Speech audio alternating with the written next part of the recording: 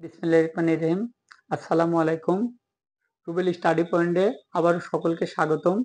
আমি আরেকটা নতুন একটি টপিক নিয়ে আসছি, ব্যতিক্রমধর্মী প্রেজেন্ট ইনডিফিনিট টেন্সের যে ইউনিভার্সাল ট্রুথ, যে চিরন্তন সত্য। তাহলে চিরন্তন সত্যটা কি? চিরন্তন সত্য বলতে সেই সত্য যার কোনো মিথ্যে নেই, যেমন পৃথিবীর শুরু থেকে শুরু করে কিয়ামত পর্যন্ত সত্য। তাহলে এই ঘটনাটাই চিরন্তন সত্য। তাহলে চিরন্তন সত্য কোনো বাক্য বোঝালে সে বাক্যটা হবে প্রেজেন্ট ইনডিফিনিট টেন্স। আর প্রেজেন্ট ইনডিফিনিট টেন্সের গঠন অনুসারে এবং নোট অনুসারে, যেটা আমরা পূর্বের টপিকে আলোচনা করেছিলাম।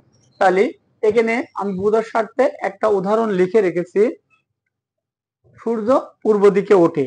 তাহলে সূর্য পূর্ব দিকে ওঠে, এটা চিরন্তন সত্য। তাহলে সেই ক্ষেত্রে প্রেজেন্ট ইনডিফিনিট টেন্সের গঠন অনুসারে আমাদেরকে লিখতে হবে। তাহলে গঠনের প্রথমে কি আছে? সাবজেক্ট। তাহলে এখানে সাবজেক্ট কি আছে? সূর্য। তাহলে সূর্য একক বস্তু, এখানে আমরা সরাসরি সান লিখতে পারি না, তাই একক বস্তু নামের পূর্বে আমাদেরকে ডেফিনিট আর্টিকেল দা কথাটা লিখতে হবে। তাহলে আমরা এখানে লিখতে পারি দা। এবার কি লিখবো? সান। দা সান সাবজেক্ট পেয়ে গেলাম। এবার আমরা ভার বসাবো। তাহলে এই বাক্যে ভার কি আছে? ওঠা। ওঠাটাই কার? তাহলে ওঠার ইংলিশ কি? রাইজ। এবার এই বাক্যটা যেহেতু প্রেজেন্ট ইনডিফিনিট টেন্স, সেক্ষেত্রে প্রেজেন্ট ইনডিফিনিট টেন্সের নোটটা আমাদেরকে লক্ষ্য করতে হবে। নোট কি আছে?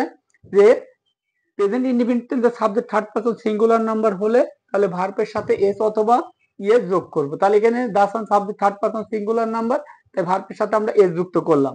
তাহলে দা সান। এবার কোন দিকে ওঠে? পূর্ব দিকে। তাহলে কি হবে? In the east. In the east, সূর্য পূর্ব দিকে ওঠে। তাহলে এইভাবে প্রেজেন্ট ইনডিফিনিট টেন্সের চিরন্তন সত্য বোঝালে এইভাবে বাক্যটা আমরা সম্পন্ন করব। ধন্যবাদ সকলকে। অবশ্যই ভিডিওটা ভালো লাগলে এবং লাইক, কমেন্ট, শেয়ার করবেন এবং সাবস্ক্রাইব করে পাশে থাকবেন। আসসালামু আলাইকুম।